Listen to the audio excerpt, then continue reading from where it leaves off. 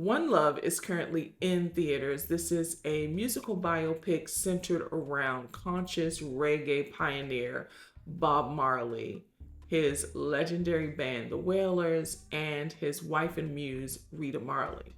It stars Kingsley Ben-Adir and Lashana Lynch as Bob and Rita Marley. This film was directed by Ronaldo Marcus Green, who directed Will Smith in his Oscar-winning performance in King Richard. And it was also written, or co-written, I'll say, by Zach Balan, who wrote King Richard, who was also paired with screenwriters Terrence Winter, one of the staff writers for The Sopranos and Boardwalk Empire, and Frank E. Flowers, who wrote last year's Shooting Stars, which was centered around LeBron James and his childhood friends who began playing basketball together.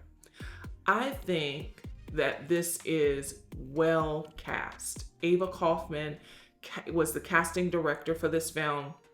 I think this is well cast. I think Kingsley Ben-Adir does a fantastic job playing Bob Marley. I think Lashana Lynch steals every bit of every scene she's in. She is fantastic as Rita Marley. What I enjoyed, other than the performances, was the music. The music was licensed. You have Bob Marley's son, Ziggy Marley, Rita Marley, and Brad Pitt were producers on this film. And it just felt good to have the music included. The big hits are in the film. I saw this in Dolby Cinema. It was so immersive. I just wanted to sing along and dance. It was just so reflective and empowering to hear the music again and just to reflect on how much of an impact Bob Marley is, not just for reggae, but in music, period. I felt like this film was inclusive as it relates to casting Jamaicans in the film and Rastafarians in the film. I like that patois was used throughout. The accents from Lashana Lynch and Kingsley Ben-Adir, I think they did a good job. Where it loses me is the writing. These are professional writers, and I don't think they were the best for this particular project. Here's the thing, especially when it comes to legends I honor. If you're going to do a biopic on the life of someone so esteemed and legendary, bring it. I felt this way about Whitney Houston's biopic, and I felt this way about Big George Foreman last year. I mean, it was a complete disaster. I said they need a do-over. Do not let him go out like that. He deserves a better biopic than what they did last year in Big George Foreman, one of my worst films last year. And I feel that way here. And my initial reaction was that it deserved a Jamaican writer. But I don't know. It just deserved somebody else, more professional. Now, this was in the works for many years, about 10 years, I get it. And it all came together in like 2021.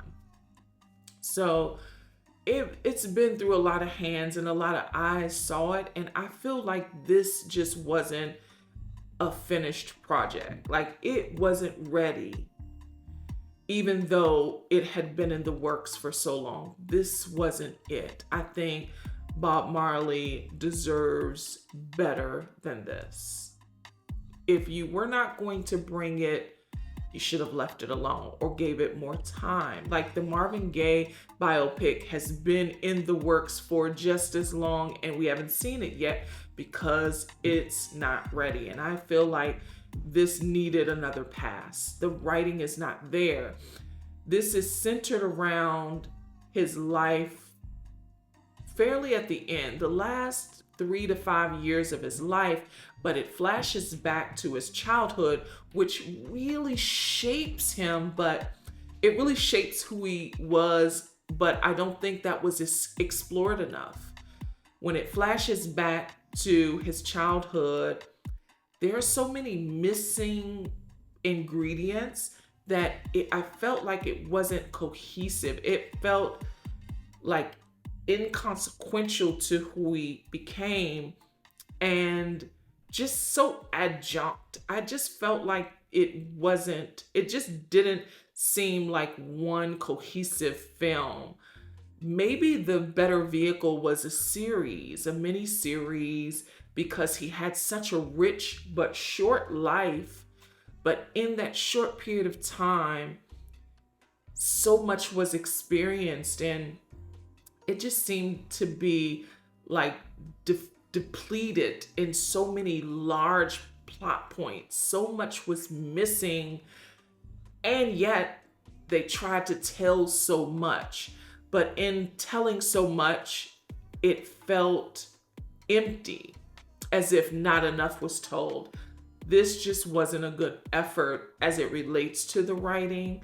And again, Lashana Lynch and Kingsley Ben-Adir try to hold together what they could with the project, but they could do but so much. Really, I think this came down to the writing and maybe even the directing. This final project, I don't think, was enough to honor such a legacy that Bob Marley left, an imprint he left on the world. I was disappointed in the writing. These are professional writers. Zach Baylin almost got an Oscar nomination for his screenplay. This was not it. And I was wondering why there wasn't a bigger push for Oscars, because this was eligible to be nominated for an Oscar. And I was wondering why there wasn't a big enough push. And now I see why this wasn't, because this couldn't have possibly been in the conversation. The performances were there. I agree that the performances were stellar, but the writing failed these performers and Bob Marley's legacy for sure. I think he deserves a do-over. Now, do I recommend seeing it? I do. I do recommend supporting it, if only for the music and the performances. But when it comes to a film as a whole in the canon of great biopics, this falls short. I saw this in Dolby. I had a good time with it in Dolby. If you're going to see it this weekend, I recommend that you see it on the biggest screen you can find. Bob Marley, One Love is in theaters now.